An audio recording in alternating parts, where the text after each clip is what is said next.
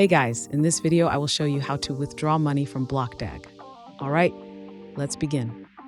To withdraw from your BlockDag wallet, you first need to upgrade your account to a certain level. Once upgraded, open your BlockDag compatible wallet and ensure it is connected to the internet. Make sure you have the latest wallet version for security and optimal performance. Next, navigate to the Send or Withdraw option in your wallet.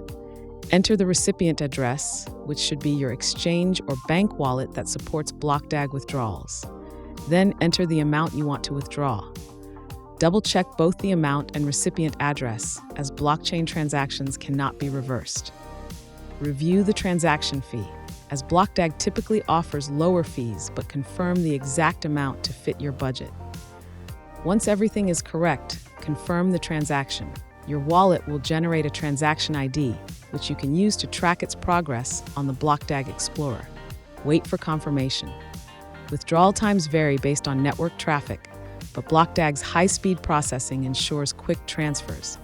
Once confirmed, the funds will appear in your designated account ready for use. So that's basically how you can withdraw money from BlockDag. And that's it for this video. If you find this helpful, consider subscribing and giving this a big thumbs up. Thanks.